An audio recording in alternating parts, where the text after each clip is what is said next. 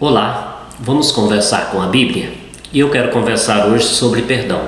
Esse tema tão importante nas Sagradas Escrituras, encontramos vários textos falando sobre perdão, a necessidade de perdão nas Sagradas Escrituras. E para embasar a conversa de hoje, eu quero ler o texto de Mateus capítulo 18 e versículo 21 até o versículo 35, onde temos um relato ou uma parábola, para sermos mais específicos, sobre os ensinos de Jesus a respeito do perdão. Então, o texto diz o seguinte: Então Pedro, aproximando-se, lhe perguntou: Senhor, quantas vezes meu irmão pecar contra mim, que eu lhe perdoe? Até 7 vezes? Respondeu-lhe Jesus: Não te digo que até 7 vezes, mas até 70 vezes 7. Por isso, o reino dos céus é semelhante a um rei que resolveu ajustar conta com os teus servos. E passando a fazê-lo, trouxe-lhe um que lhe devia 10.000 talentos.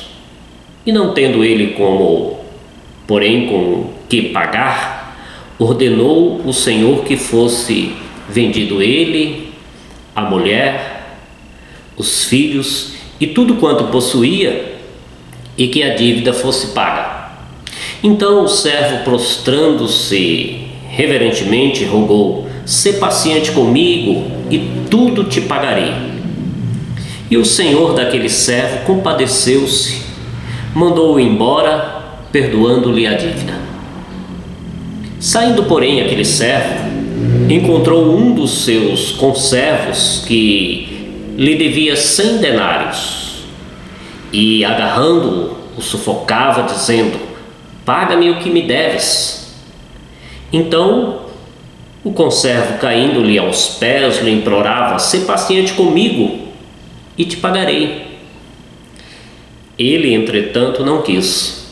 Antes, indo-se, o lançou na prisão até que saldasse a dívida. Vendo os seus companheiros o que se havia passado, entristeceram-se muito e foram relatar ao seu senhor tudo o que acontecera.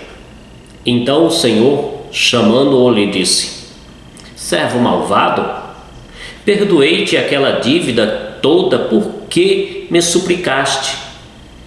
Não devias tu igualmente compadecer-te do teu conservo, como também eu compadeci de ti?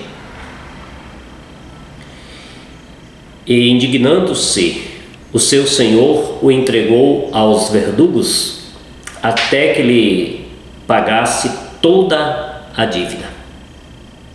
Assim, também meu Pai Celeste vos fará, se do íntimo não perdoares cada um a seu irmão. Então, esta palavra de Jesus Cristo a respeito do perdão. Esta palavra, muitas vezes, nos causa uma certa apreensão e um certo questionamento, porque quando olhamos para uma das doutrinas fundamentais da fé cristã, é a salvação pela graça mediante a fé em Cristo Jesus. Como bem elabora na sua carta aos Efésios, o apóstolo Paulo, bem elabora a teologia da salvação, dizendo clara e especificamente que a salvação não vem por obras, é pela graça mediante a fé em Cristo Jesus. E é claro que o apóstolo Paulo, ele embasa toda essa discussão teológica nos ensinos de Jesus, que também são amplos e abrangentes e vários a respeito da salvação pela graça mediante a fé em Cristo Jesus. Pois bem, mas quando nós chegamos aqui nesse texto, nós encontramos Jesus falando que se a gente do íntimo não perdoar os nossos irmãos, tampouco o Pai do céu irá nos perdoar. Então, o que a gente tem que compreender aqui neste contexto é que Jesus está falando não sobre a causa da salvação, mas sim sobre a exigência da salvação.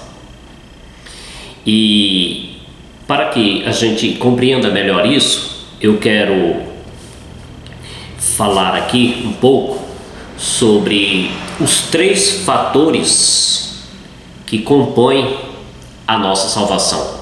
Eu estou usando aqui esses termos de forma didática para que nós possamos entender melhor como que se dá o processo da salvação. O que eu chamo de 3 fatores que compõem a salvação? Quais seriam estes fatores? A causa da salvação, a exigência da salvação e a evidência da salvação. Se a gente não discernir bem estes 3 fatores que compõem a salvação, nós ocorreremos no risco de confundir, alguns textos das Sagradas Escrituras, de fazer uma aplicação errada desses textos, que logicamente resultará em uma doutrina errada e em um conceito errado que não condiz, que não é a realidade que a Bíblia está nos ensinando. Pois bem, vamos então pensar um pouco sobre esses 3 fatores que compõem a salvação. O primeiro fator é a causa da salvação. Ou seja, se nós fizéssemos uma pergunta, por que nós somos salvos? A resposta, biblicamente falando, é uma única: pela graça.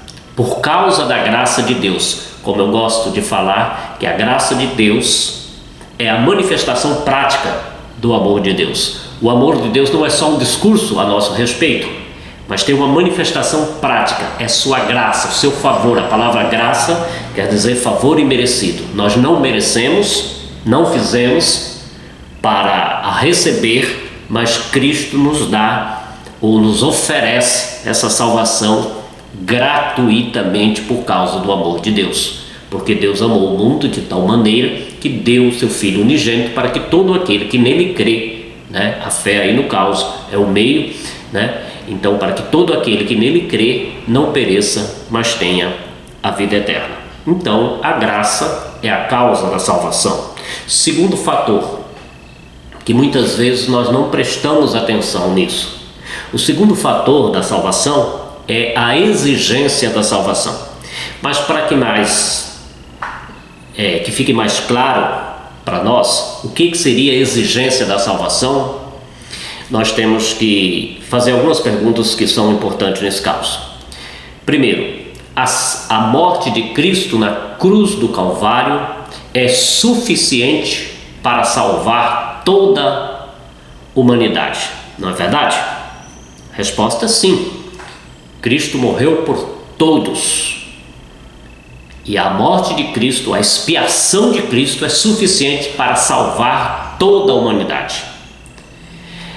A segunda pergunta a ser feita aqui é: todos são ou serão salvos? A resposta também é muito clara, É óbvio. Não. Não. Por quê? Aí surge a terceira pergunta: por que nem todos serão salvos? Porque apesar da causa da salvação ser graça, favor imerecido, a salvação em Cristo Jesus tem exigência. E a exigência da salvação, ela está muito bem colocada, por exemplo, no texto sagrado de Marcos, ou Evangelho de Marcos, capítulo 1, versículo 15, ali diz a palavra de Deus, e aliás é o discurso, é a pregação do próprio Senhor Jesus, ele falando sobre a chegada do reino de Deus, né, que é o propósito da salvação, né? Para que nós somos salvos? Para voltarmos, para entrarmos no reino de Deus. E ali Jesus diz assim, né, o tempo está cumprido, o reino de Deus é chegado, ou seja, ele está acessível, né? A expressão o reino de Deus é chegado, ou algumas versões diz assim, o reino de Deus está próximo, ou está acessível, é possível pegá-lo, acessá-lo, né? E aí o texto diz, arrependei-vos e credes no Evangelho. Portanto, nós podemos concluir que a salvação tem uma exigência ou umas exigências. E estas são arrependimento e fé. Arrependei-vos e crede. Então, voltando ao que nós já comentamos, a morte de Cristo é suficiente para salvar a todos, mas nem todos serão salvos. Por quê? Porque a salvação tem exigência. E a exigência da salvação é o quê? É crer e arrepender, ou arrepender e crer, né? Bom, vamos então para o terceiro fator, que é muito importante para nós esclarecermos aqui essas questões. O terceiro fator é o que nós chamamos aqui de evidência da salvação. A salvação é um fato real em nossas vidas, que produz uma transformação real em nossas vidas. Como, por exemplo, o Senhor Jesus, conversando com Nicodemos, ele diz lá em João, capítulo 3, né, a respeito do novo nascimento, e no versículo 6 ele diz, quem é nascido da carne é carne, quem é nascido do Espírito é Espírito. Portanto, quem nasceu do Espírito, quem experimentou o novo nascimento, né, que é a condição para entrar no reino de Deus, não é a exigência, é a condição. Porque a condição ela é dada por obra e graça do Espírito Santo. A exigência é arrependimento e fé. Mas quando a exigência é cumprida, a condição é estabelecida e a evidência é manifestada. Jesus diz, aquele que é nascido da carne é carne, que é nascido do Espírito é Espírito. Ou seja, vai haver transformação de vida, como Jesus chama esta transformação de novo nascimento, devido a que essa transformação ela é profunda, ela é evidente, ela é radical. Então, alguém que era nascido da carne produzia as obras da carne. Alguém que é nascido do Espírito agora produz frutos do Espírito. E esses frutos do Espírito, nós também podemos chamá-los de santificação, porque o que é salvo, ou aquele que é salvo em Cristo Jesus, ele entra e deve prosseguir no processo da santificação. Sede santos, como o vosso Pai Celestial é santo. Então a santificação é a evidência da salvação. Tem de haver uma mudança de vida. É claro que para alguns isso é mais rápido, para outros isso é mais lento, devido à dedicação de cada um, mas tem que haver algum fruto, porque a árvore que está viva produz fruto. Então, isso que chamam de evidência da salvação. E Jesus fala sobre isso e muitas pessoas confundem evidência com causa. Se nós confundirmos evidência da salvação com causa da salvação, nós ocorremos o risco de entrarmos na heresia da salvação pelas obras, no erro doutrinário da salvação pelas obras. E a salvação não é pelas obras, é pela graça, mediante a fé em Cristo Jesus. Portanto, Jesus diz lá em Mateus 7, versículo 21, que nem todos aquele que diz Senhor, Senhor entrará no reino dos céus, mas aquele que faz a vontade do Pai que está nos céus. Ou seja, Jesus não está falando ali de causa da salvação. Jesus não diz em momento algum, ali naquele contexto, de que alguém é salvo por obedecer a Deus. Jesus está simplesmente dizendo que o salvo obedece a Deus. Pois bem, a gente fez toda essa explanação para a gente voltar ao tema da conversa de hoje: perdão. O perdão é colocado aqui neste contexto como exigência para a salvação. Observa que o texto que nós lemos, Jesus conclui dizendo: assim também meu Pai Celeste vos fará, se do íntimo não perdoar cada um o seu irmão. E não só aqui, por exemplo, lá na tão conhecida oração do Senhor, a oração do Pai Nosso, Jesus conclui a oração dizendo esta verdade: se a gente não perdoar, a gente não vai ser perdoado. Mas o perdão não é a causa para a nossa salvação. O perdão é a exigência. Mas por que é colocado o perdão nesse contexto? Porque o perdão é a manifestação primária, necessária, evidente de que há arrependimento. Aquele que não está arrependido não perdoa. Se a exigência da salvação é arrependimento, ela deve evidenciar, ela deve manifestar, ou o arrependimento deve se manifestar principalmente, necessariamente, claramente no perdão. E aí nós sabemos o quanto é difícil perdoar. Para perdoar é preciso não só arrepender, mas também crer.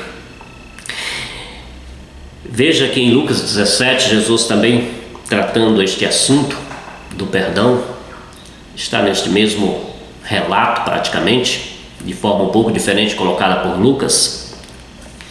E lá o texto diz que quando o Pedro faz a pergunta de até quantas vezes devemos perdoar, e coloca ali 7, e segundo alguns estudiosos, porque os rabinos da época destacavam que deveria ser 3, e o Pedro queria ter ali um créditozinho com Jesus de 7, e Jesus disse: não digo 7, mas até 70 vezes 7, 490 vezes ao dia.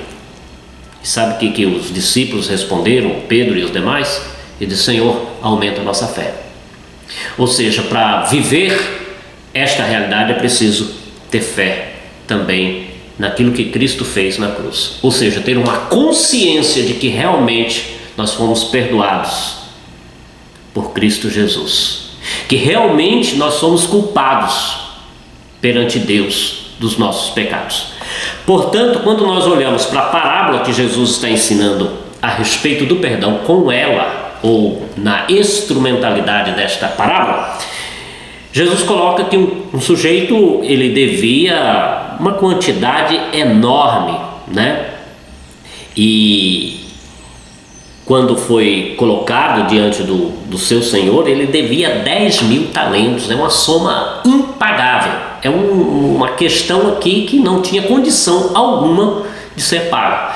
Se ele pudesse, ele teria, no caso aqui, que vender os filhos, esposa e tudo, ou seja, não tinha condição de pagar aquela dívida. Mas quando ele vai adiante e cobra o seu conservo devia uma quantidade razoável, pagável, E o texto diz que era apenas 100 denários, 100 dias de serviço, 4 meses de trabalho. E aí? O que Jesus está nos ensinando com isso?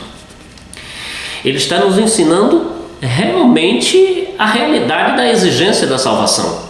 Por isso que o perdão é colocado aqui como sinônimo da exigência de salvação, que é arrependimento e fé. Porque a expressão do arrependimento e de fé redundará necessariamente em perdão. A coerência lógica aqui, ela tem que estar em evidência. Se eu fui perdoado, eu tenho que oferecer perdão. Mas aí, o Senhor Jesus também diz algo muito interessante, porque a palavra de Deus diz assim: se do íntimo não perdoar cada um seu irmão. Sabe que eu penso a respeito desta palavra e fico imaginando do íntimo. Claro que Jesus está aqui deixando para nós muito certo, muito evidente, de que esse perdão não pode ser um discurso religioso, não pode ser superficial, não pode ser aquele deixa para lá. Esse perdão não é simplesmente não importar ou simplesmente dar um paliativo para a questão. Quando eu penso em perdão, eu já vi várias definições sobre perdão e muito boas, como aquela que perdão é dar a oportunidade à pessoa nascer novamente, perdão é esquecer o acontecido, enfim, algumas coisas por aí. Mas eu prefiro me valer do exemplo de Cristo para o perdão. Perdoar é morrer no lugar do culpado. Isso é, na prática, o perdão de Cristo a nós, ou oferecido a nós, seres humanos.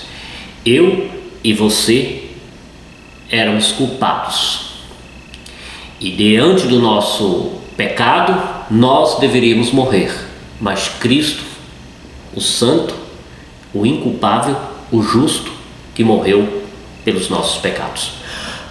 Por isso a gente entende quanto é difícil perdoar. Porque quando nós erramos, é muito mais, vamos dizer assim, natural que a gente se arrependa, a gente errou, a gente causou. Então, por uma questão racional, lógica, né? Poxa, eu tenho que me arrepender. Agora, quando o outro erra, e o erro do outro recai sobre mim, e eu tenho, até podemos dizer, direito legal de requerer o meu prejuízo, aí eu perdoo. Ele deveria morrer por causa do seu pecado, mas é eu quem me disponho a morrer no lugar daquele que errou. Eu que estou certo, eu que fui ofendido, é quem disponho, pelo arrependimento e pela fé em Cristo, pela consciência daquilo que Cristo fez por mim. Nessa coerência espiritual, vamos dizer assim, todas as vezes, e não somente 7, mas até 70 vezes 7, se o meu irmão pecar contra mim, eu devo estar disposto a morrer por ele. E é por isso que essa condição ou essa exigência da salvação é tão difícil para nós seres humanos. Porque para mim ela não tem outra explicação melhor a não ser esta, do que morrer pelo culpado. Como o texto diz, né? Se alguém amar ao ponto de morrer pelo justo, pelo bom, já é, vamos dizer, muita coisa. O texto de Romanos 8 diz isso. Mas Cristo morreu por nós, sendo nós ainda pecadores. E Ele espera que nós também o façamos na prática do perdão. E por isso Jesus, quando ele fala na oração conhecida do Pai Nosso, ele conclui aquele momento dizendo assim: porque se perdoares aos homens as suas ofensas, também o vosso Pai Celeste vos perdoará. É a exigência de Deus. Se porém não perdoares aos homens as suas ofensas, tampouco o vosso Pai Celeste vos perdoará as vossas ofensas. Perdão é a exigência para o perdão. Não é a causa, mas é a exigência para a salvação, que é pela graça, mediante a fé em Cristo Jesus. Mas o perdão não é só a exigência para obter a salvação, mas também a exigência para vivermos, para desfrutarmos a salvação que há em Cristo Jesus.